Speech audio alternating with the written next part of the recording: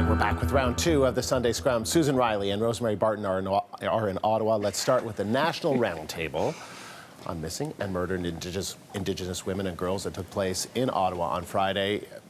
Rosie, what's the takeaway from that meeting? Well, the federal government showed up, so that was something, and for a lot of people that was important, both in the form of the Aboriginal Affairs Minister, Bernard Valcourt, and the Minister of Status of Women, Kelly Leitch. They were at the table. They heard from the families who gave emotional accounts of their missing or murdered family members. That for some was seen as a big step forward. They didn't show up at the final news conference with all the premiers and all the other leaders. Why not? No, I mean, to me, that's sort of typical from this government. They like to control the way their message is handled. I didn't read too much into that, to be frank. They don't want to share the podium generally with anybody, particularly if there are premiers there, to be honest. So that's how I interpreted that. What came out of it, though, is a framework for action around prevention, policing, this kind of thing. No more money, certainly no notion of a national inquiry, which the federal government has said it is not going to do. And I think that we are not much further ahead, to be quite honest, on this issue. There doesn't seem to be any interest in looking back in terms of what happened to these women, which is fine, I guess. What they want to do is move forward to try and prevent things from happening going forward. But the problem is huge, and I don't think really that the government is doing anything substantial to tackle it. Before I get your thoughts, Susan, I should just point out that the two ministers did hold a news conference. They just didn't have the same news conference. They had it at a different time, a little later on. All right. It was interesting, I certainly thought, to hear from the NDP leader, from the Leader of Opposition, Thomas Mulcair. He raised some eyebrows with the following comments on the issue and what Rosie was talking about, looking back, this idea that many Aboriginal leaders and other premiers and leaders in this country feel the need to have a national inquiry into missing and murdered Indigenous women. This is what Tom Mulcair had to say about why the government is saying no to that.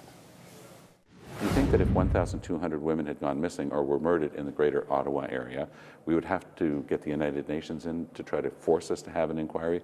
It would have taken place a long time ago. So there is racism involved in the refusal to hold a commission of inquiry into murdered and missing Indigenous women in Canada.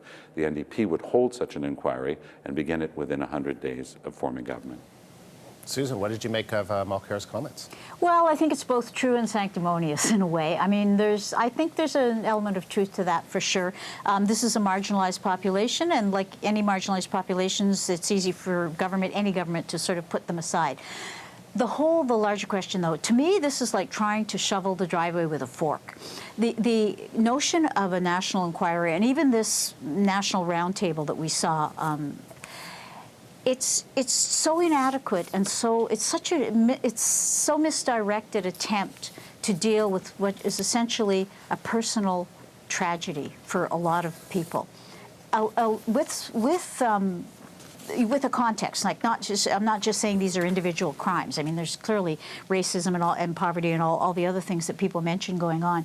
But you got the sense from listening to the parents and siblings of the missing women, a strong sense that they want their loss to be acknowledged.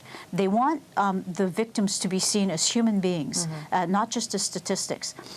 It's a deep and human need, which is totally understandable. I don't know how a national inquiry would fix that. I just don't know, and I'm afraid there's going to be more time. Let me conclude my thought by saying I think a lot of very well-intended and exhausted First Nation leaders have been bureaucratized by years of trying to fight Ottawa and Indian affairs. So they emerge from meetings and they talk about action plans, and they talk about the frameworks, and they talk about, and it does nothing for anybody. So I understand, at one hand, the Harper government's impatience with that. On the other hand, the Harper government's response is $25 million over 5 years, which is peanuts, So that's how I see it. I just see it as tragic and irresolvable. And so, Rosie, just a final thought on that. I mean, the government, the Prime Minister, apologized for residential schools. Most Aboriginal leaders in this country seem to want this national inquiry. So why is the government so insistent on absolutely not having one? It's a lot of money, and the government doesn't feel like it's going to accomplish anything that they don't already know. And there is some truth to that.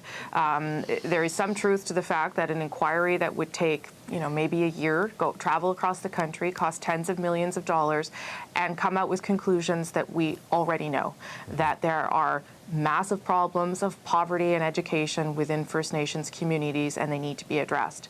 The problem is that the government says it needs action, and that's the way to fix things. As Susan said, the action it has taken so far is extremely limited.